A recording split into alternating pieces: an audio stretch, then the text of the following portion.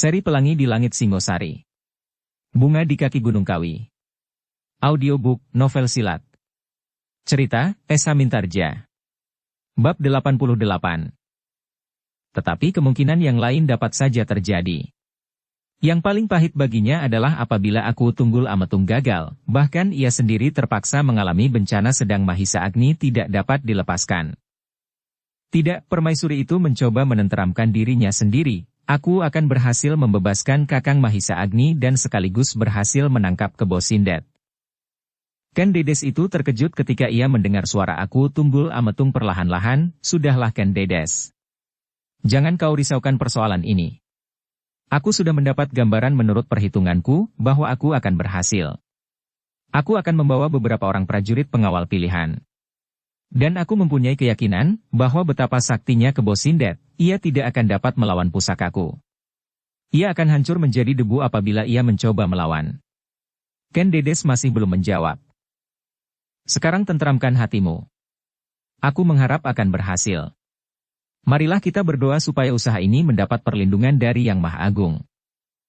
Perlahan-lahan Ken Dedes menganggukkan kepalanya. Kini ia tidak dapat menahan titik air matanya dengan tersendat-sendat ia menjawab, hamba tuanku. Tidurlah, desis aku itu kemudian. Lupakan semuanya, supaya kau dapat tidur nyenyak. Hamba akan mencoba tuanku. Dalam keadaan yang sangat parah. Jangan lupa. Besok kau panggil Jajar itu. Katakan bahwa permintaan Kebo Sindet akan dipenuhi di batas terakhir. Tetapi Mahisa Agni harus dibawanya serta sebagai syarat penyerahan. Aku mengharap Kebo Sindet tidak akan berkeberatan karena ia memerlukan perhiasan itu. Suara aku tiba-tiba merendah. Kalau cara ini gagal karena Kebo Sindet tidak bersedia, maka aku akan mengambil cara terakhir. Menangkap Kebo Sindet itu lebih dahulu, baru mencari Mahisa Agni. Ken Dedes menundukkan kepalanya dalam-dalam, sambil berkata, hamba akan membenarkan setiap cara yang akan tuanku tempuh.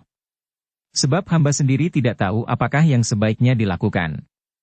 Tetapi hamba telah mengucapkan beribu terima kasih, karena tuanku bersungguh-sungguh ingin membebaskan satu-satunya sisa keluarga hamba. Sekarang tidurlah, berkata aku itu kemudian. Hamba tuanku. Adalah urusan aku. Ken Dedes pun kemudian kembali ke biliknya. Seperti kata aku Tunggul Ametung ia harus merahasiakan cara yang akan diambil olehnya. Dan ia akan mematuhinya. Ken Dedes terkejut ketika seakan-akan tiba-tiba saja ia melihat bayangan matahari jatuh di atas atap biliknya. Ternyata semalam suntuk ia tidak memejamkan matanya. Kegelisahan, kecemasan dan harapan bercampur baur di dalam dirinya. Tetapi ingatan Ken Dedes segera berkisar kepada Jajar yang gemuk. Juru taman yang telah menyampaikan pesan Kebo Sindet kepadanya tentang Mahisa Agni.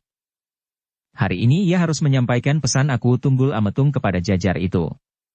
Tetapi ia harus berhati-hati supaya ia tidak terdorong mengucapkan kata-kata yang seharusnya tidak boleh diucapkannya. Karena itu, maka meskipun matahari belum meloncati dedaunan yang rendah di ujung halaman istana, namun Ken Dedes telah bersiap turun ke halaman dan kemudian masuk ke dalam taman. Beberapa emban menjadi heran melihat kelakuannya.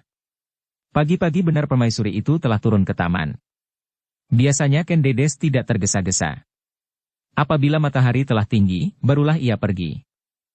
Dalam pada itu, kedua juru taman, kawan Jajar yang gemuk di pertamanan pun menjadi semakin heran. Pagi itu kawannya yang gemuk itu pun sudah berada di taman, ketika mereka datang. Duduk bersandar pohon sawo kecik. Ia sama sekali tidak menghiraukan kedua kawan-kawannya itu. Hanya seleret ia memandanginya sambil berpikir, apakah orang-orang ini yang kemarin memukul aku? Tetapi ia tidak berkata apapun. Tiba-tiba Jajar yang duduk terkantuk-kantuk itu terkejut ketika ia melihat seorang emban masuk ke dalam taman. Emban itu berhenti sejenak, berpaling dan menganggukkan kepalanya. Heh, tiba-tiba Jajar itu berteriak tanpa sesadarnya, siapa yang datang? Emban itu meletakkan telunjuknya di muka mulutnya. Siapa heh? Jajar itu semakin keras berteriak. Emban itu menjadi jengkel. Perlahan-lahan ia berdesis, aku. Tuanku aku. Jajar yang gemuk itu tidak mendengar dengan jelas, tetapi ia melihat gerak mulut emban itu. Dan ia menangkap maksudnya. Yang datang adalah aku Tunggul Ametung. Karena itu maka tiba-tiba dadanya terasa seperti dihentakkan oleh kecemasan. Kalau aku mendengar ia berteriak-teriak kepada embannya, maka setidak-tidaknya kepalanya akan menjadi pening. Aku harus bersembunyi, katanya di dalam hati. Ia tahu benar tabiat aku tunggul ametung. Kalau aku itu marah, maka apapun yang ada, pasti akan menerima akibat kemarahannya. Tetapi kalau aku itu tidak segera menemukannya, maka sebentar nanti ia sudah melupakannya. Jajar yang gemuk itu segera berlari terbirit-birit. Hampir terjerembab ia menyusup regol butulan dan bersembunyi di belakang dinding, seperti seekor kera yang ketakutan. Kedua kawannya menjadi heran melihat sikapnya. Mereka menjadi semakin tidak mengerti apakah yang sebenarnya terjadi atas kawannya itu. Tetapi kesimpulan yang paling mudah mereka ambil adalah, Jajar yang gemuk itu sudah menjadi gila. Sejenak kemudian, maka dua orang emban yang lain memasuki pertamanan istana. Disusul oleh seorang emban tua dan permaisuri Ken Dedes. Ken Dedes yang segera ingin membicarakan masalah Mahisa Agni dengan Jajar yang gemuk itu berusaha menahan hatinya. Ia tidak mau tergesa-gesa, supaya Jajar yang gemuk itu tidak sengaja memperlambat pembicaraan. Bahkan yang pertama-tama dilakukan adalah melihat ikan emas yang berenang di kolam yang tidak terlampau luas. Seperti biasa para emban melayaninya dan berusaha bergembira bersama permaisuri. Tetapi setiap kali, tampaklah betapa hati permaisuri itu dibayangi oleh kegelisahannya.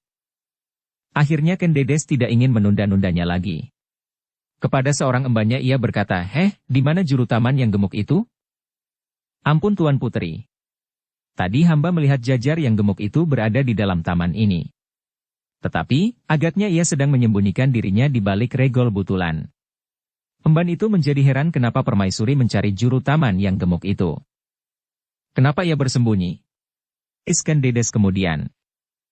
Mungkin karena tuanku datang ke taman. Ken Dedes mengangguk-anggukan kepalanya. Katanya, panggillah kemari. Aku ingin berbicara. Hamba tuanku. Adalah urusan aku. Emban itu pun segera pergi mencari Jajar yang gemuk. Emban itu adalah emban yang pertama-tama masuk ke dalam taman. Ialah yang melihat kemana Jajar yang gemuk itu lari terbirit-birit. Tertawanya hampir tidak tertahankan lagi ketika ia melihat Jajar yang gemuk itu duduk mendekap lututnya. Kenapa kau, bentak emban itu begitu ia menjengukkan kepalanya di regol butulan. Jajar yang gemuk itu ternyata terkejut bukan kepalang, sehingga terlonjak beberapa cengkang. Tetapi ketika dilihatnya seorang emban saja yang berdiri di regol butulan, ia mengumpat lantang, gila kau. Apakah kau mau aku pilin lehermu? Emban itu tertawa. Jawabnya, apakah kau akan mencobanya? Pergi. Jangan ganggu aku. Emban itu masih tertawa. Kenapa kau menjadi ketakutan? Aku menjunjung perintah tuanku aku. Kau dipanggil menghadap. Aku? Kenapa? Emban itu menggeleng, aku tidak tahu. Mungkin aku mendengar kau membentak-bentak ketika aku datang.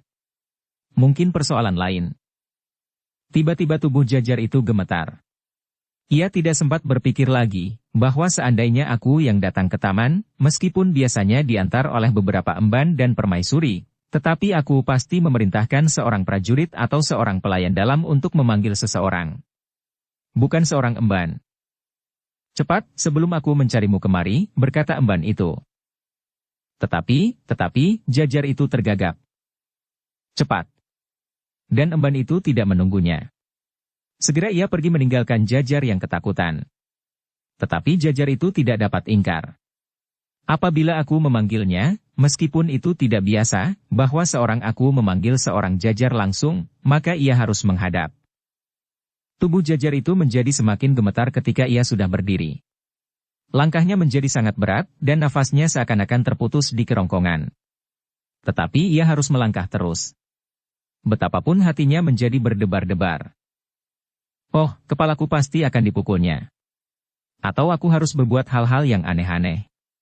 Itu tidak akan berarti apa-apa bagiku, tetapi bagaimana dengan perjanjian yang telah aku buat dengan kawan kuda sempana yang berwajah mayat itu? Dan bagaimana dengan rencanaku dengan adikku yang semalam sudah aku mulai? Jajar itu berhenti sejenak di sisi regol butulan. Tetapi ia harus melangkah terus. Begitu ia sampai di regol, maka segera ia berlutut dan berjalan maju sambil berjongkok. Tetapi tiba-tiba mulutnya berdesis. Ia tidak melihat Aku Tunggul Ametung. Yang dilihatnya hanyalah permaisuri yang duduk di atas sebuah batu hitam dikelilingi oleh beberapa orang emban. Sedang emban yang memanggilnya sedang bersimpuh menghadap permaisuri sambil menunjuk kepada Jajar yang gemuk itu. Oh, apakah permaisuri yang memanggilku? Nafasnya kini menjadi semakin sesak, gila emban itu. Ia membuat aku hampir pingsan. Ternyata permaisuri yang memanggil aku menghadap. Jajar itu menarik nafas dalam-dalam. Sekali, 2 kali, 3 kali dan beberapa kali. Ditenangkannya hatinya. Tetapi karena yang dihadapinya kini bukan Aku Tunggul Ametung, maka justru dadanya menjadi semakin berdebar-debar. Jajar itu telah melupakan kelakar emban yang hampir menghentikan detak jantungnya. Tetapi kini ia dicengkam oleh harapan yang membubung sampai ke awang-awang. Permaisuri itu pasti sudah membawa 3 pengadek perhiasan. Tanpa sesadarnya Jajar itu tersenyum sendiri. Ditebarkannya pandangan matanya berkeliling mencari kedua kawannya. Ia harus menyatakan kemenangannya kepada mereka, bahwa benar-benar permaisuri memanggilnya. Tetapi ia tidak menemukannya. Perlahan-lahan Jajar itu seakan-akan merayap mendekati Ken Dedes kemudian ditundukkannya kepalanya dalam-dalam sambil berkata, "Ampun tuanku. Hamba telah menghadap." Ken Dedes mengangguk-anggukan kepalanya. Ia harus berhati-hati. Ia harus mengatakan apa yang dapat dikatakan dan menyimpan yang lain supaya ia tidak melepaskan kesalahan yang akibatnya akan dapat membahayakan Mahisa Agni. "Jajar," berkata permaisuri itu, "aku akan berkata langsung pada persoalannya." Jajar itu menundukkan wajahnya memandangi butiran-butiran batu kerikil di kakinya. Begitu besar harapan mencengkam dadanya, maka batu-batu kerikil itu seolah-olah telah berubah menjadi butiran-butiran emas murni, intan dan berlian. "Aku akan mendapatkannya," katanya di dalam hatinya. Perlahan-lahan ia mendengar permaisuri itu pun berkata. Sepatah demi sepatah. Terang dan las-lasan. Tetapi arah dari kata-kata permaisuri itu ternyata tidak seperti yang dikehendakinya. Permaisuri itu tidak segera menyerahkan seperti perhiasan dari 3 pengadek. Tetapi permaisuri itu justru mengajukan beberapa syarat penyerahan. Mahisa Agni harus dibawa serta pada batas waktu yang ditentukan. Oh, keringat dingin mengalir membasahi punggung Jajar yang gemuk itu. Setelah ia terbang dengan angan-angannya sampai ke ujung langit, tiba-tiba ia jatuh terbanting ke dalam dasar jurang yang paling dalam. "Apakah kau mendengar juru taman? Dan kau diam saja di sini?" Jajar itu terbungkam. Dadanya menjadi sesak, dan untuk sejenak ia tidak dapat menjawab pertanyaan permaisuri itu. "Bagaimana juru taman?" Ulang permaisuri, "Apakah kau mendengar dan mengerti?" Dengan suara yang tergetar Jajar itu berkata, "Ampun Tuan Puteri. Hamba mendengarnya." Tetapi kawan kuda sempana itu tidak akan bersedia melakukannya. "Kau harus mencoba mengatakannya. Aku Tunggul Ametung tidak ingin menyerahkan barang-barang itu tanpa kehadiran Kakang Mahisa Agni supaya kami tidak diingkarinya. Tetapi orang itu tidak akan mau diingkari pula tuanku, seperti yang pernah dikatakannya apabila Mahisa Agni dibawa serta, maka itu berarti membunuh diri bagi kawan kuda sempana, sebab tidak ada lagi yang akan menghalangi seandainya orang itu akan ditangkap setelah menyerahkan Mahisa Agni." Dada Ken Dedes berdesir. Kenapa Jajar yang gemuk ini dapat menebak perhitungan Aku Tunggul Ametung? Tetapi Ken Dedes tidak dapat berbuat lain. Ia pun tidak ingin menjadi sumber pemerasan yang akan dapat dilakukan oleh Kebo Sindet terus-menerus, apabila Mahisa Agni belum dilepaskan.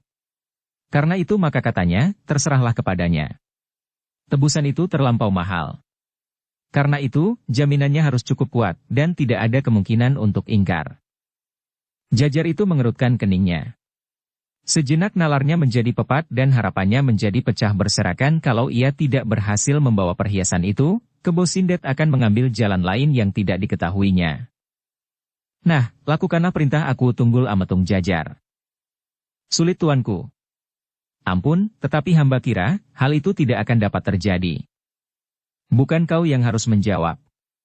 Tetapi Kebo Sindet, kawan kuda sempana itu." Jajar itu terbungkam. Tetapi ia memutar otaknya. Namun kini tidak ada jalan lain kecuali menjunjung titah itu. "Apapun yang akan aku lakukan," katanya di dalam hati. Tiba-tiba terbersit ingatan di kepala Jajar yang gemuk itu, adiknya yang dijumpainya di perjudian dengan beberapa orang kawan-kawannya, orang-orang yang liar dan hampir tidak terkendali. Orang yang hidupnya tanpa arah dan tujuan. Sejenak Jajar itu berdiam diri sambil menundukkan kepalanya. Wajahnya menjadi tegang, dan dadanya terasa menjadi bergetar. Adapun yang akan aku lakukan, tetapi aku memerlukan anak-anak gila itu. Katanya di dalam hatinya. Juru taman, terdengar suara Ken Dedes, lakukanlah. Besok kau harus menyampaikan hasil pembicaraanmu kepadaku. Mungkin aku turun ke taman, tetapi mungkin kau panggil ke istana. Jajar itu mengangguk dalam-dalam, hamba tuanku. Hamba hanya dapat menjunjung titah tuanku. Baiklah, sekarang pergilah ke pekerjaanmu. Sekali lagi Jajar itu membungkuk dalam-dalam, kemudian mundur dari hadapan permaisuri itu. Tetapi itu ia sama sekali tidak melakukan pekerjaannya. Ia kembali ke tempatnya bersembunyi. Di balik dinding di sini regol butulan. Sambil menggeretakkan giginya, dibantingnya dirinya di atas tanah berdebu. Perlahan-lahan Jajar itu menggeram, setan alas bukan salahku kalau Mahisa Agni itu mampus di penggal lehernya. Atau digantung di alun-alun Tumapel oleh iblis berwajah mayat itu. Wajah Jajar itu menjadi kian menegang. Ia mencoba mencari jalan penyelesaian yang menguntungkannya. Dicobanya menghubungkan persoalan itu dengan adik dan kawan-kawannya. Mungkin dapat ditemukan pemecahan yang baik buatnya. Tiba-tiba Jajar itu tersenyum. Ia menemukan suatu cara yang baginya sangat menyenangkan. Baik. Aku akan mempergunakan anak-anak itu, katanya di dalam hati, besok aku akan menghadap permaisuri. Kenapa aku tidak dapat mengatasi persoalan ini? Oh, ternyata bahwa aku masih mampu mempergunakan otakku yang cemerlang. Aku akan mengatakan kepada permaisuri bahwa kuda sempana dan kawannya menyetujui permintaan permaisuri itu. Tetapi sebelum hari itu sampai, maka kuda sempana dan kawannya harus dimusnahkan. Salah seorang dari anak-anak gila itu akan menjadi kawan kuda sempana untuk menerima perhiasan itu. Tak perlu ada Mahisa Agni. Tidak perlu takut bahwa pembawa perhiasan itu akan mengenal orang yang sebenarnya sama sekali bukan kuda sempana dan kawannya. Sebab begitu orang yang bertugas membawa perhiasan itu, datang mudah-mudahan aku sendiri yang akan diperintahkannya, atau 1-2 orang prajurit, katakanlah 5-10, mereka pasti akan segera disergap oleh anak-anak liar yang kerjanya memang hanya berkelahi itu. Nah, selesailah persoalannya. Kami kemudian harus lari. Lari dan bersembunyi untuk beberapa lama bersama anak-anak itu. Aku yakin bahwa adikku mampu mengumpulkan kawan-kawannya lebih dari 15 orang di hari terakhir itu, sedang di hari sebelumnya aku memerlukan tidak lebih dari 10 orang untuk menyingkirkan kuda sempana dan kawannya itu. Jajar yang gemuk itu tersenyum kiri. Wajahnya tidak lagi tegang dan dadanya tidak lagi berdebaran. Perlahan-lahan ia berdiri, dan ia berjalan mondar-mandir sambil memilin kumisnya.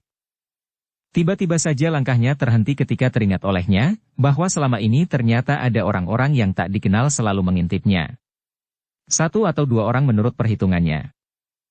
Siapakah mereka? Jajar itu berdesis. Tetapi mereka pun akan dimusnahkan juga oleh anak-anak gila itu, dijawabnya sendiri pertanyaannya, mereka tidak akan berarti apa-apa. Mungkin mereka kawan-kawan kuda sempana yang bertugas, mengamati keadaan. Jajar yang gemuk itu kini tersenyum lagi. Orang-orang itu sama sekali tidak diperhitungkannya. Yang akan dihadapinya hanyalah di hari pertama kuda sempana dan kawannya yang berwajah mayat, kemudian di hari berikutnya, prajurit-prajurit Tumapel yang bertugas mengawal tebusan itu. Tetapi bagaimanakah kalau aku sendiri yang mengantarkan perhiasan itu? Ah, tidak mungkin. Bodoh sekali kalau aku tunggul ametung sampai merendahkan dirinya membawa tebusan itu. Sekali lagi Jajar itu tersenyum. Tersenyum, dan hampir setiap saat ia tersenyum karena kemenangan yang bakal didapatnya. Kemenangan atas kuda sempana serta kawannya, dan kemenangan atas aku tunggul ametung dan permaisurinya, aku akan menjadi kaya raya. Anak-anak gila itu akan menjadi pelindungku yang setia asal aku selalu memberi makan yang cukup. Demikianlah kerja Jajar gemuk itu sehari-harian ia sama sekali tidak peduli apakah permaisuri masih berada di taman atau sudah kembali ke istana. Ia sama sekali tidak menyentuh tanaman yang harus disiangi atau disiram. Tetapi kedua kawannya yang telah menganggapnya benar-benar gila itu sama sekali tidak menegurnya. Apalagi ketika mereka melihat Jajar yang gemuk itu tersenyum-senyum sendiri. Ketika matahari sudah menjadi semakin rendah di barat, maka tidak seperti biasanya, kali ini Jajar itu tergesa-gesa pulang. Ia tidak menunggu sampai gelap dan tidak lagi berjalan sambil mengumpat-umpat. Jajar yang gemuk itu melangkah keluar regol sambil tertawa kepada para penjaga. "Heh, kenapa kau tertawa?" bertanya seorang penjaga Jajar itu sama sekali tidak menjawab. Bukan sepantasnya prajurit rendahan menegurnya. Seorang yang kaya raya, yang memiliki kekayaan yang tiada taranya. 3 padukuhan lengkap dengan segala isi dan sawah ladangnya. Segala macam iwan dan raja kaya. Perhiasan emas intan dan karang kitri. Tetapi prajurit itu tidak tahu apa yang bersarang di kepala Jajar yang gemuk itu. Karena itu, maka prajurit itu pun menjadi heran. Ketika 2 orang juru taman lain lewat pula di regol itu, maka ia bertanya, "Heh, kenapa kawanmu juru taman yang gemuk itu?" "Aku tidak tahu." "Mungkin ia menjadi gila," jawab mereka hampir berbareng. Prajurit itu tersenyum. Ia sependapat dengan kedua juru taman itu, bahwa Jajar yang gemuk, yang selalu tertawa-tawa saja hari ini, tetapi yang kemarin terlampau gelisah dan cemas itu, agaknya telah menjadi gila. Tetapi Jajar yang gemuk itu sama sekali tidak mempedulikan apa saja kata orang tentang dirinya. Ia sebentar lagi akan menjadi seorang yang kaya raya. "Aku harus bertemu dengan kuda sempana dan kawannya hari ini," katanya di dalam hati, mungkin pertemuan yang terakhir kalinya. "Aku harus menentukan tempat untuk bertemu besok." Tetapi iblis itu tidak akan tahu bahwa besok adalah harinya yang terakhir. Besok mereka akan dikirim ke neraka oleh adikku dan kawan-kawannya. Jajar itu masih saja tersenyum. Otaknya yang dibanggakannya, ternyata sudah tidak mampu bekerja dengan baik. Ia tidak mau membayangkan apa kira-kira yang akan terjadi di hari batas yang telah ditentukan. "Biarlah aku pikirkan besok." Tetapi pada dasarnya, seorang dari kawan-kawan adikku akan memegang peranan sebagai kawan kuda sempana. Yang lain bersembunyi. Kalau tebusan itu datang, maka segera harus disergap. "Heh," Jajar itu menarik nafas dalam-dalam.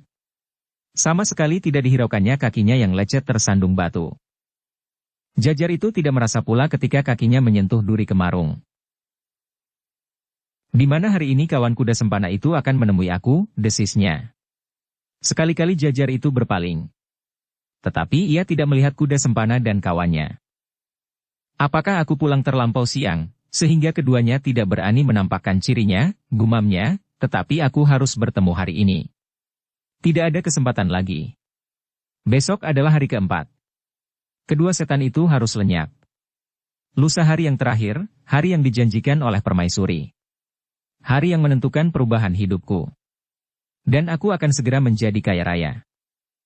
Ketika Jajar itu sekali lagi berpaling, tampaklah keningnya menjadi berkerut-merut. Ia melihat 2 orang berjalan searah dengan langkahnya. Lambat-lambat, seolah-olah membuat jarak yang tetap daripadanya. Jajar itu menjadi curiga. Siapakah mereka? Apakah mereka sekedar orang yang lewat saja di jalanan ini, ataukah mereka orang-orang yang sengaja mengikuti aku?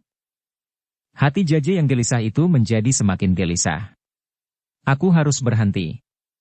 Siapapun orang-orang itu harus aku hadapi. Lebih baik sekarang dan berhadapan daripada aku diintainya dan tiba-tiba saja disergapnya. Jajar itu berhenti. Ia melangkah menepi dan bersandar pada sebatang kayu. Tetapi tiba-tiba ia melihat dari arah lain, seorang laki-laki berjalan berlawanan arah dengan kedua orang yang disangka mengikutinya. Kecurigaannya kian bertambah. Ternyata mereka telah mencegat aku dari arah yang berlawanan pula selain kedua orang yang telah mengikuti aku. Jajar itu tiba-tiba meraba lambungnya. Ketika tangannya menyentuh hulu kerisnya yang kecil, maka ia pun menarik nafas dalam-dalam. Mereka akan mengantarkan nyawa mereka, siapapun mereka itu. Tetapi mereka pasti bukan kuda sempana dan kawannya itu. Semakin lama kedua orang yang datang dari arah belakang, dan seorang dari arah lain itu menjadi semakin dekat.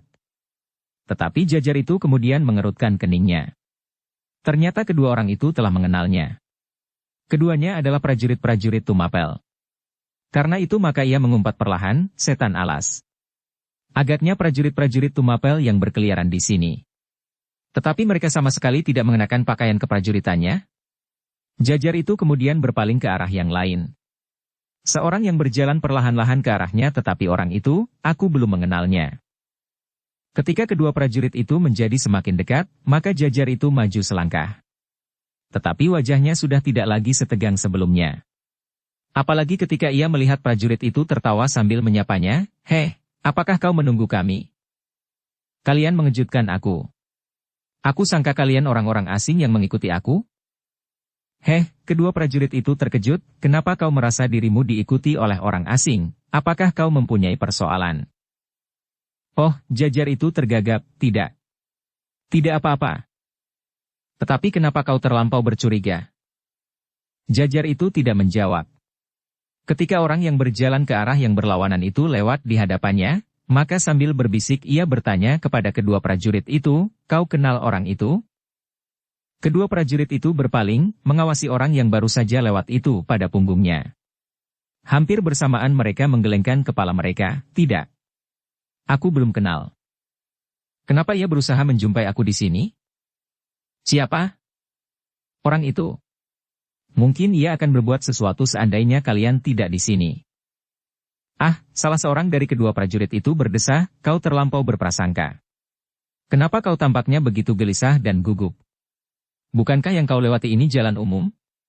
Setiap orang dapat saja melewati jalan ini seperti kau dan aku. Kenapa kau menjadi bingung dan curiga? Lihat, itu seorang lagi lewat. Oh, ia tidak berjalan ke arah ini, ia berbelok ke kanan masuk ke dalam padesan. Dan lihat di belakang kita masih ada orang lewat meskipun tidak menuju kemari pula. Kenapa kau mencemaskannya?" Jajar gemuk itu menarik nafas dalam-dalam. "Iya, iya. Mereka hanya orang-orang lewat." Jajar itu berhenti sejenak, lalu tiba-tiba, "Tetapi kenapa kau tidak mengenakan pakaian keprajuritan? Kain bang, setagen hijau dan ikat pinggang kulit berwarna kuning, tidak menyandang pedang atau tombak, meskipun celana yang kau pakai itu celana keprajuritanmu." Kedua prajurit itu saling berpandangan sejenak. Lalu keduanya bersama-sama tertawa pendek. Salah seorang dari mereka menjawab sambil mengamat-amati pakaiannya sendiri, "Kau terlampau banyak memperhatikan orang lain. Baiklah, aku menjawab pertanyaanmu. Sekarang aku dan kawanku ini sedang tidak bertugas. Kami mendapat izin beristirahat seminggu di rumah. Itulah sebabnya kami diperkenankan memakai pakaian kami sendiri, bukan pakaian keprajuritan." Jajar itu mengerutkan keningnya. Sekali lagi ia mengamat-amati pakaian kedua prajurit itu. Dan Jajar itu pun bertanya pula, "Tetapi celanamu adalah celana keprajuritan." Suara tertawa kedua prajurit itu kian mengeras. Bahkan salah seorang dari mereka tidak dapat lagi menahan air matanya yang membasahi pelupuknya, "Kau lucu sekali," katanya. "Baiklah, pertanyaan itu pun akan aku jawab. Aku tidak malu seandainya kau tahu keadaan kami sebenarnya. Aku tidak mempunyai celana yang lain yang pantas. Itulah sebabnya aku mempergunakan celana ini untuk berjalan-jalan." "Kenapa kalian berdua? Apakah kalian berdua tidak memiliki celana berbareng seperti berjanji?" "Aku adalah seorang Jajar. Seorang abdi yang paling rendah. Juga dibandingkan dengan kalian prajurit yang paling kecil, seharusnya aku masih lebih kecil lagi. Tetapi aku mempunyai celana selain celana peparing dari istana." "Oh," prajurit yang lain mengangguk-angguk, "kau benar. Tetapi kau harus tahu sebabnya. Kau tidak mempunyai anak dan istri. Tetapi kami? Apaku 5 dan anak kawanku ini 3. Tetapi kenapa kau terlampau merebutkan pakaian kami?" "Tidak apa-apa," Jajar itu menggeleng. Tetapi tiba-tiba tatapan matanya tersangkut kepada seseorang di kejauhan. Dan tiba-tiba pula ia berdesis, "Siapa itu?"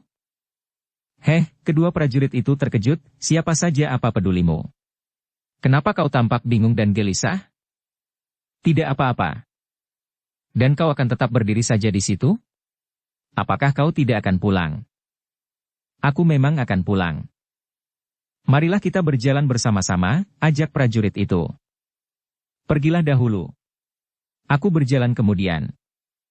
Kedua prajurit itu mengerutkan keningnya. Tetapi mereka pun kemudian minta diri untuk berjalan mendahului. Meskipun demikian ketika mereka berpaling, Jajar itu masih bertanya, "Kenapa kalian berpaling?" Kedua prajurit itu tidak menjawab.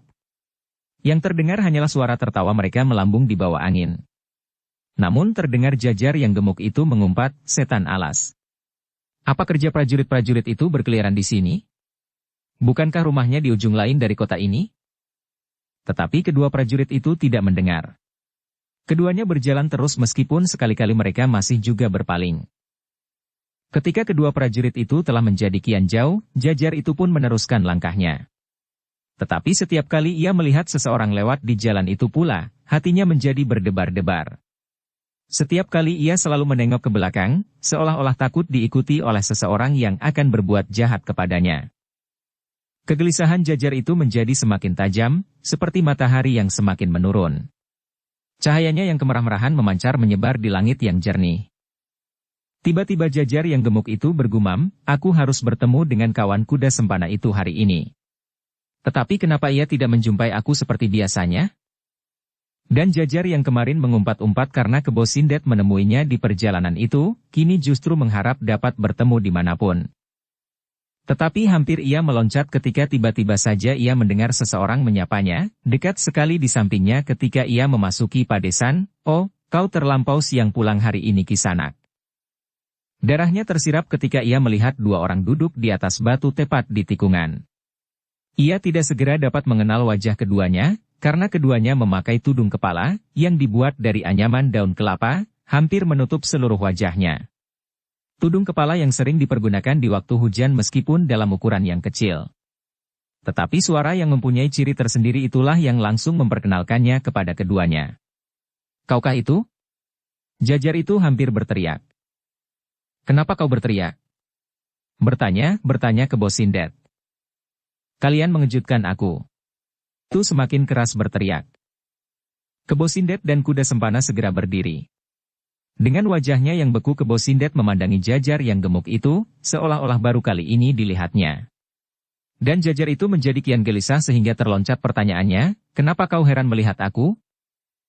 Kebo Sindet itu menggeleng, tidak. Sama sekali tidak. Tetapi kau tampaknya terlalu gugup dan gelisah. Siapa yang bilang? Baiklah. Kau tidak gugup dan gelisah. Tetapi bagaimana kabarnya permaisuri itu? Jajar itu menarik nafas dalam-dalam. Diedarkannya pandangan matanya seolah-olah mencari seseorang tetapi ia tidak melihat orang lain. Meskipun demikian dicobanya untuk menembus rimbunnya dedaunan dan gerumbul-gerumbul perdu di sekitarnya. Tetapi ia tidak melihat seseorang. Katakan, desak Kebo Sindet. Aku hampir kehilangan kesabaran. Kau sudah kehilangan 3 hari dengan hari ini. Waktumu tinggal besok dan lusa. Jajar itu tidak segera menjawab. Ia masih mencoba mencari-cari dengan penuh kecurigaan, kalau-kalau ada orang lain yang mendengarnya. Katakan, sekali lagi Kebo Sindet mendesak, jangan takut didengar orang lain. Bukankah ini bukan rahasia lagi? Tetapi, Jajar itu menjawab terbata-bata, kita berbicara di jalan yang mungkin dilewati orang-orang lain yang sama sekali tidak berkepentingan. Aku tidak mencemaskannya, sahut Kebo Sindet, siapapun yang mendengar dan mengetahui pembicaraan ini, aku tidak berkeberatan. Jajar itu mengerutkan keningnya. Baginya kata-kata Kebo Sindet itu terdengar sangat aneh. Seharusnya ia merahasiakan dirinya dan setiap pembicaraan. Semakin banyak orang yang mengenalnya, maka bahaya baginya menjadi semakin besar. Agaknya Kebo Sindet dapat meraba perasaan Jajar yang gemuk itu, maka katanya, jangan cemas. Mahisa Agni masih berada di tanganku. Sesuatu yang terjadi atasku, maka nasib Mahisa Agni akan menjadi terlampau buruk. Aku berjanji dengan kau sampai lusa. Apabila di pagi harinya aku tidak kembali, maka orangku akan segera berbuat sesuatu atas Mahisa Agni. Dada Jajar itu berdesir. Tetapi tiba-tiba ia menggeram meskipun hanya di dalam hati, aku tidak peduli. Besok Kebo Sindet harus sudah binasa. Aku tidak peduli apa yang akan terjadi atas Mahisa Agni. Biar saja ia dibunuh, ia bukan sanak, bukan kadangku. Kenapa kau diam seperti sudah menjadi pikun? Apakah kau tidak bertemu lagi dengan permaisuri? Bertanya Kebo Sindet. Hari ini aku telah bertemu, berkata Jajar yang gemuk itu sambil memandang berkeliling. Ia masih saja bercuriga. Di jalan ini ia bertemu dengan 2 orang prajurit. Dengan orang-orang asing yang belum dikenal dan orang-orang yang seakan-akan hilir mudik mengawasinya. Ternyata kau penakut, Kebo Sindet hampir membentak, benar jalan ini adalah jalan umum. Setiap orang dapat saja lewat di jalan ini. Bagimu sebenarnya lebih baik. Tidak akan ada orang yang mencurigaimu karena kau bertemu dengan seseorang dan berbicara denganmu di jalan yang ramai ini. Ayo, katakanlah. Jajar itu mengangguk-anggukan kepalanya. Kemudian dengan hati-hati dikatakannya apa yang dikehendaki oleh permaisuri. Di batas waktu yang diberikan, permaisuri akan mengirim orang untuk menyerahkan perhiasan itu, tetapi dengan syarat, Mahisa Agni harus dibawa serta. Jajar itu menjadi ngeri, dan seluruh bulunya tegak berdiri ketika ia melihat sorot mata Kebo Sindet. Meskipun wajahnya masih saja membeku, tetapi mata itu seolah-olah menjadi merah membara. Begitukah kehendak permaisuri? Tanpa sesadarnya Jajar itu mengangguk dan berdesir, ya. Dan kau tidak menjelaskan bahwa aku tidak akan bersedia menerima syarat itu? Sudah aku katakan. Kenapa syarat itu masih juga diajukan kepadaku? Mata Kebo Sindet menjadi semakin menyala, aku tidak mau masuk ke dalam bu. Aku bukan seorang anak yang dungu. Kau tahu bahwa dengan demikian kau pun tidak akan mendapatkan apa-apa. Mungkin kau akan ikut serta ditangkap bersama aku setelah Mahisa Agni itu lepas bersama tebusan yang akan dirampasnya kembali. Tumapel mempunyai prajurit yang tidak terhitung jumlahnya. Apakah kita akan dapat melawan? Sudah aku katakan kepada permaisuri. Tetapi ia tidak mau mendengarkan begitu?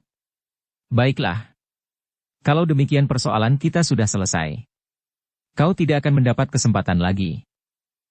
Tunggu, Jajar itu benar berteriak. Apalagi?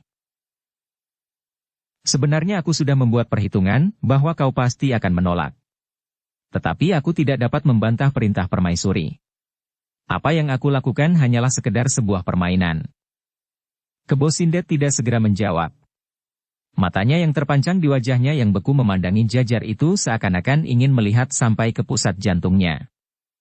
Apa maksudmu? Desis Kebo Sindet itu kemudian. Keringat dingin telah membasahi segenap tubuh Jajar yang gemuk itu.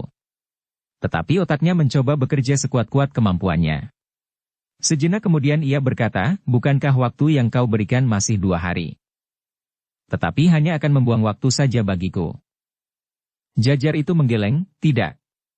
Jantungnya dicengkam oleh kecemasan. Jika demikian rencananya akan bubrah. Akan pecah berserakan seperti harapannya untuk mendapatkan perhiasan yang akan bernilai seluas tanah perdikan yang besar. Sudah aku katakan, bahwa aku hanya sekedar menyenangkan bati permaisuri itu, berkata Jajar itu, tetapi dengan demikian aku akan mendapat kesempatan untuk berbicara lebih banyak. Besok aku akan menyampaikan keterangan seperti yang kau katakan, bahwa kau akan menolak. Besok sore aku memerlukan kau. Aku yakin bahwa tidak akan ada pilihan lain dari permaisuri itu kecuali memenuhi tuntutanmu. Kau terlampau berbelit-belit. Kadarnya, siapa yang datang? Aku memerlukan sikap yang berbelit-belit untuk memaksa permaisuri mempercayaiku.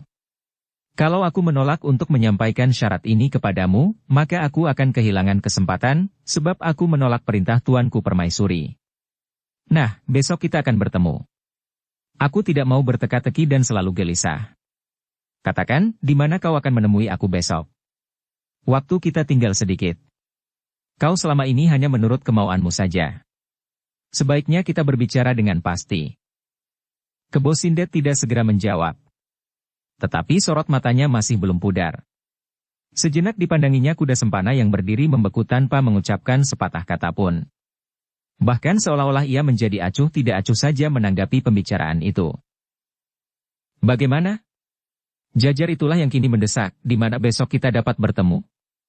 Katakan dengan pasti, supaya aku membuat perhitungan yang pasti pula. Waktuku tinggal 2 hari. Kalau aku masih harus banyak berteka-teki, maka aku tidak segera dapat memusatkan perhitunganku atas tawaran-tawaran permaisuri. Tiba-tiba Jajar itu mendengar Kebo Sindet menggeram, jangan memaksa. Aku akan menjumpaimu di mana saja aku inginkan. Jangan pula membuat tawaran-tawaran yang tidak masuk akal. Kau masih mendapat kesempatan. Tetapi ingat, kalau 2 hari ini telah lewat dan kau masih belum mendapatkan tebusan itu, tidak ada ikatan apa-apa lagi di antara kita. Baik. Aku akan mencoba dalam 2 hari ini. Tetapi katakan di mana aku besok bisa bertemu, berbicara agak panjang tanpa kecurigaan terhadap keadaan di sekitar kita. Apakah yang harus dibicarakan? Kadarnya, siapa yang datang? Apa yang akan disampaikan permaisuri besok kepadaku? Permaisuri tinggal mengatakan ya atau tidak. Lalu, apakah utusannya lusa harus membawa tebusan itu berkeliling kota dan menunggu kau menjumpai mereka itu di tempat yang kau sukai? Kebo Sindet terdiam sejenak. Lalu katanya, baik, aku akan menentukan tempat itu. Tetapi tidak sekarang. Aku tidak perlu cemas, sebab Mahisa Agni masih di tanganku. Nah, kita bicara besok. Tetapi di mana? Kenapa kau cemaskan tempat yang akan kau tentukan itu, sedang kau tidak mencemaskan tempat yang akan kau pakai untuk menerima tebusan lusa? Sekali lagi Kebo Sindet terdiam sejenak. Dipandanginya Jajar yang gemuk itu seakan-akan ingin melihat sampai ke pusat dadanya. Aku akan temui kau besok. Mudah-mudahan aku dapat menekan permaisuri, sehingga tebusan itu akan dapat kau bawa besok. Kebo Sindet menggeram, apa ada kemungkinan demikian? Tentu. Permaisuri berhati lemah. Agaknya aku sudah tidak berkeberatan. Soalnya, bagaimana permaisuri yakin bahwa kakaknya selamat? Kalau ini kau jamin kelak, maka aku kira tidak akan ada kesukaran lagi. Kebo Sindet tidak menjawab. Bagaimana? Bertanya Jajar yang gemuk. Pergilah. Besok aku temui kau sesuka hatiku. Jangan mengatur aku. Aku dapat berbuat apa saja yang aku sukai. Tetapi kau memerlukan tebusan itu bukan? Kebo Sindet terdiam. Mudah-mudahan aku besok telah membawanya. Aku harus memaksa dan menakut-nakuti permaisuri. Mudah-mudahan. Tetapi kau tidak perlu tahu di mana aku akan menjumpaimu. Jajar itulah yang menggeram. Terserah kepadamu. Aku sudah mencoba. Tetapi aku harap kau benar-benar dapat menjumpai aku. Pasti. Baiklah. Jajar itu pun segera pergi meninggalkan Kebo Sindet dan kuda sempana. Sejenak kemudian kedua orang itu pun pergi pula, tetapi ke arah yang berlawanan. Di sepanjang langkahnya Jajar itu menggerutu tidak habis-habisnya, bahkan mengumpat-umpat. Seakan-akan Kebo Sindet itu telah mengetahui rencananya untuk membinasakannya besok, sehingga orang itu tidak mau mengatakan dengan pasti di mana besok mereka dapat bertemu. Bagaimana aku akan menyiapkan orang-orangku, gumam Jajar itu, setan alas. Orang itu benar-benar seperti setan. Tetapi sekali lagi Jajar yang gemuk itu hampir terlonjak. Tiba-tiba saja ia bertemu di tikungan, kedua prajurit yang telah dijumpainya tadi. Kau terkejut? Bertanya salah seorang prajurit itu. Jajar itu mengerutkan keningnya, gila. Apa kerjamu di sini? Bukankah kau sudah bertanya? Aku sedang beristirahat dan menikmati masa istirahat kami. Jelas. Kami berjalan-jalan saja kemana kami suka. Tetapi kecurigaan Jajar itu kian bertambah. Dengan gemetar ia berkata, kau sengaja mengintip aku bukan? Prajurit-prajurit itu terkejut, kau terlampau bercuriga. Kenapa aku harus mengintip kau? Tanpa mengintip aku melihat kau dari kejauhan, dari sudut desa itu. Bukankah kau berbicara dengan dua orang yang memakai tudung kepala dari daun kelapa? Akulah yang seharusnya mencurigaimu. Kau berbicara dengan orang-orang aneh. Bukankah tudung kepala macam itu biasa dipakai di hari hujan? Kedua orang itu memakainya di hari yang cerah. Tidak pula sedang panas terik, karena matahari hampir tenggelam. Apakah kedua kawanmu itu tidak sengaja menyembunyikan wajah-wajah mereka? Gila kau. Kenapa kau berpikir sampai sedemikian jauh? Jajar itu menjadi cemas. Karena itu, jangan terlampau mencurigai orang. Seandainya kau sedang berbicara tentang judi sekalipun aku tidak akan mempedulikan. Baik. Baik, Jajar itu menjawab dengan serta-merta. Aku memang sedang berbicara tentang judi. Orang itu adalah seorang dukun yang sakti, yang dapat memberi petunjuk-petunjuk tentang cara-cara untuk memenangkan perjudian. Kedua prajurit itu menganggukkan kepalanya. Salah seorang bergumam, dan kau percaya? Aku percaya, sahut Jajar itu. Kedua prajurit itu hampir bersamaan tertawa. Sejenak mereka saling berpandangan, dan sejenak kemudian mereka melihat wajah Jajar yang berkerut-merut. Kenapa kalian tertawa? Bertanya Jajar itu. Tidak apa-apa. Apakah kalian tidak percaya bahwa dalam pemusatan pikiran seseorang akan dapat mengenal petunjuk atau getaran-getaran yang dapat memberinya tanggapan atas sesuatu yang bakal terjadi meskipun samar-samar? Desak Jajar itu, salah seorang prajurit itu menyahut dengan serta-merta. Kau agaknya telah menjadi seorang yang mendalami masalah-masalah getaran alam semesta dalam tanggapan alam yang kecil. Seperti Sena melihat Dewa Ruci di dalam cerita pewayangan yang dapat menimbulkan tanggapan timbal balik. Diri dalam kediriannya dan diri di dalam rangkuman alam semesta. Dewa Ruci yang hadir karena kehadiran Sena setelah berjuang untuk mendapatkan sesuatu yang dicita-citakan, dan kemudian Sena itu hadir di dalam diri Dewa Ruci dalam pencahariannya. Dan apa yang diketemukan? Keserasian tanggapan yang utuh. Begitu, prajurit itu berhenti sejenak, lalu katanya, aku pernah juga mendengar cerita itu, dan tiba-tiba prajurit itu berdesis, aku tidak menolak seseorang mempunyai kemampuan yang melebihi manusia yang lain. Itu adalah pertanda kebesaran yang maha agung. Tetapi aku kira kelebihan kurnia yang maha agung itu dapat dimanfaatkan untuk kepentingan yang lebih besar bagi kemanusiaan. Bukan untuk menolongmu berjudi. Jadi kau tidak percaya? Jajar itu menegangkan lehernya. Aku percaya kepada kemampuan yang demikian.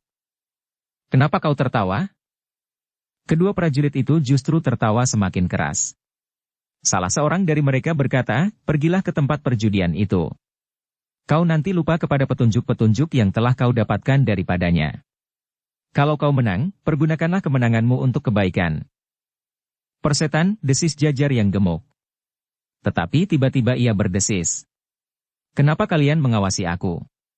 Kalian mencurigai aku dan tidak percaya bahwa kedua orang itu tidak mempunyai kepentingan apa-apa dengan aku selain petunjuk-petunjuknya, siapa yang bilang? Kau jangan mengigau Jajar. Pergilah kalau kau mau pergi. Jajar itu menggeretakkan giginya. Ia sendiri tidak tahu kenapa ia menjadi semakin bercuriga kepada kedua prajurit itu. Tetapi ia tidak dapat berbuat apa-apa. Karena itu maka dengan wajah yang tegang, ia melangkah pergi. Ketika ia berpaling, ia mengumpat sejadi-jadinya di dalam hatinya karena salah seorang dari kedua prajurit itu bertanya, kenapa kau berpaling? Setan alas, desisnya. Dan ia masih mendengar kedua prajurit itu tertawa. Tidak ada waktu untuk meributkan orang gila itu, Jajar itu bergumam kepada diri sendiri. Langkahnya menjadi semakin cepat. Meskipun sekali-sekali ia masih juga berpaling. Ia mengumpat sekali lagi ketika dilihatnya bayangan kedua prajurit itu menjadi semakin jauh, dan suasana di sekitarnya pun menjadi semakin suram. Ketika ia menengadahkan wajahnya ke langit, dilihatnya bayangan merah yang redup masih menyangkut di pinggiran mega putih yang berarak. Aku harus menemui anak-anak liar itu, Jajar itu berkata kepada diri sendiri, tetapi di mana besok aku menemui kawan kuda sempana, dan di mana anak-anak itu harus menyiapkan dirinya? Jajar itu mencoba mengusir kejengkelannya. Ia ingin memusatkan pikirannya kepada persoalan yang akan dihadapinya besok. Sayang, ia bergumam, aku tidak tahu apa yang akan terjadi, sehingga aku tidak segera menemukan cara yang sebaik-baiknya untuk melenyapkan kuda sempana dan kawannya itu. Sekali-sekali Jajar itu menghentak-hentakkan kakinya. Ia ingin mengusir semua gangguan di dalam kepalanya. Ia ingin segera menemukan cara yang baik untuk membunuh Kebo Sindat. Persetan, tiba-tiba ia menggeram, aku besok harus menemui permaisuri. Mengatakan bahwa kuda sempana dan kawannya bersedia menerima tawarannya. Tetapi besok aku harus dapat membunuh orang-orang yang tamak itu, tetapi di mana? Sekali lagi ia menggeram. Tanpa sesadarnya langkahnya menjadi semakin cepat. Matahari telah lenyap di balik bukit. Di kejauhan Jajar itu melihat cahaya pelita dari balik dinding rumah. Sinarnya satu-satu berloncatan lewat lubang-lubang pintu yang belum tertutup rapat. Tiba-tiba Jajar itu tertegun. Ia berhenti di tengah jalan. Wajahnya menegang dan matanya yang sipit itu menjadi semakin sipit. Aku harus menemukan cara, desisnya. Setelah mengerutkan keningnya, maka diayunkannya lagi kakinya. Wajahnya kemudian menjadi terang. Katanya kepada diri sendiri, aku besok akan menghadap permaisuri. Sesudah itu aku akan pulang, jauh sebelum waktunya. Aku kira kuda sempana dan kawannya itu tidak akan dapat menjumpai aku di jalan. Mereka tidak akan mengira bahwa aku akan pulang terlampau siang.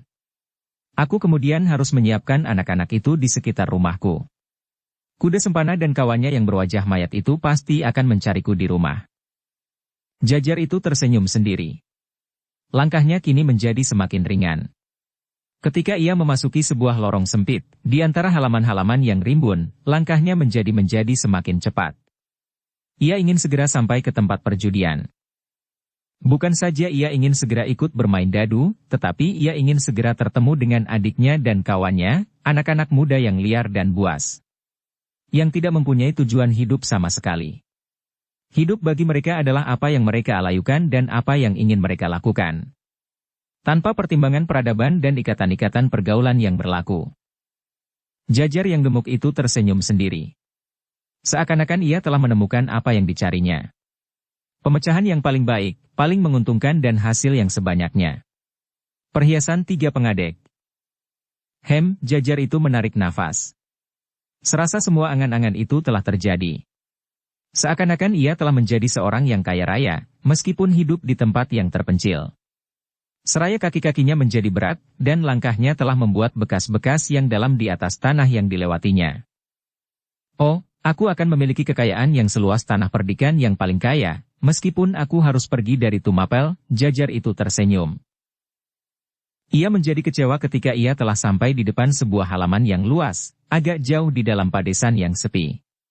Regolnya yang besar selalu tertutup rapat. Jajar itu terpaksa menghentikan angan-angannya yang terbang tinggi sampai ke sela-sela bintang yang berhamburan di langit. Ia telah sampai di tempat yang ditujunya. Tempat perjudian. Perlahan-lahan didorongnya pintu regol yang besar itu. Ketika pintu itu terbuka sedikit, dilibatnya beberapa anak-anak muda berdiri di sekitar regol itu. Siapa? Salah seorang dari mereka menyapa. Jajar itu tidak menjawab. Tetapi ia langsung melangkah masuk. Oh, kau, desis salah seorang dari mereka. Jajar itu masih belum menjawab. Seperti seorang senapati perang ia melangkah di antara prajurit-prajuritnya. Sambil memandang ke kiri dan ke kanan ia mengangguk-angguk kecil. Baru sejenak kemudian ia berdesis, apakah kawan-kawanmu sudah lengkap? Salah seorang dari anak-anak muda itu yang ternyata adalah adiknya menjawab, apakah kau memerlukan kami sekarang? Tidak, tidak sekarang, jawab Jajar itu. Tetapi lalu, apakah di dalam sudah banyak orang? Kau akan ikut berjudi? Bertanya adiknya. Sedikit, aku akan menghilangkan pening di kepala. Sudah banyak orang. Tetapi tidak ada yang pantas untuk disebut. Mereka penjudi-penjudi kecil yang tidak berarti. Jajar itu mengerutkan keningnya. Ia sebenarnya juga termasuk penjudi-penjudi kecil yang tidak begitu berarti. Tetapi ia berkata di dalam hatinya, sebentar lagi aku akan menjadi seorang yang besar dan terhormat di sini. Aku akan membawa uang sekampil besar. Kalau kalah, sama sekali kalah, kalau menang aku akan menjadi semakin kaya. Tetapi seandainya aku kalah, uang sekampil itu pun tidak akan berarti apa-apa bagiku. Tetapi Jajar itu tidak langsung masuk ke dalam. Ia ingin berunding dengan anak-anak gila itu dahulu. Katanya, ayo, siapa di antara kalian yang akan mewakili kawan-kawanmu untuk berbicara dengan aku? Jangan terlampau banyak supaya aku tidak bingung. 2 orang saja, 3 dengan adikku. Anak-anak muda itu saling berpandangan sejenak. Lalu tanpa berjanji mereka menunjuk 2 orang yang seakan-akan telah mereka jadikan pimpinan mereka. Mari, kita berbicara. Tetapi jika kalian membocorkan rahasia pembicaraan ini, maka terkutuklah kalian sampai ke anak cucu. Kedua orang yang ditunjuk oleh kawan-kawannya itu tertawa. Salah seorang dari mereka berkata, aku tidak mempunyai anak cucu. Istri pun aku tidak mempunyainya. Kalian harus kawin. Sesudah ini, sesudah pekerjaan ini selesai. Oh, apa yang akan kami pergunakan untuk kawin? Perempuan pasti menginginkan sesuatu. Rumah, pakaian, sawah dan tetek bengek. Sesudah pekerjaan kalian selesai, maka kalian pasti akan memilikinya. Memiliki semua yang kalian perlukan itu. Kalau aku mempunyai kekayaan, aku akan berjudi, sela yang lain. Kenapa begitu? Bertanya Jajar itu. Hidup seperti yang dilakukan oleh orang-orang itu, adalah kehidupan yang tidak jujur. Orang mengikat diri dalam suatu ikatan yang tidak dikehendakinya sendiri. Jajar itu mengerutkan keningnya. Jangan pura-pura tidak tahu. Kenapa kau juga tidak kawin saja? Nah, bukankah kau juga sependapat bahwa hidup yang demikian itu adalah kehidupan yang menjemukan? Seperti burung yang memasukkan dirinya sendiri ke dalam sangkar. Adalah bohong sama sekali bahwa seseorang dapat mendapatkan kesenangan yang menurut orang cengeng disebut kebahagiaan di dalam perkawinan. Kau lucu, desis Jajar itu. Tidak. Tidak lucu. Aku berkata sebenarnya seperti apa yang sebenarnya tersimpan di dalam dada setiap orang. Kau lihat ketidakjujuran itu? Aku mempunyai kawan yang kawin. Katanya ia berbahagia. Tetapi apa yang dilakukan? Sambil bersembunyi-sembunyi ia mencari perempuan lain. Sedang istrinya tidak tahu sama sekali. Istrinya menganggap suaminya adalah orang yang paling suci. Begitukah hidup yang baik, yang jujur? Sebaliknya, kawanku yang lain. Suaminya merasa istrinya yang paling tercinta adalah seorang perempuan yang bersih seputih kapas. Tetapi apa yang terjadi? Aku sendiri pernah 5 kali diterimanya di dalam rumahnya selagi suaminya berada di sawah, menunggu air di malam hari. Bertanyalah kepada adikmu, kepada orang yang lain. Nah, bukankah mereka selalu diselimuti oleh kebohongan dan ketidakjujuran? Katakan ada suami istri yang bersih. Tetapi apakah kau yakin bahwa suami istri itu tidak selalu menentang perasaan sendiri? Bersambung ke bab 89. Dukung kami dengan subscribe, follow, like, komen dan share. Terima kasih.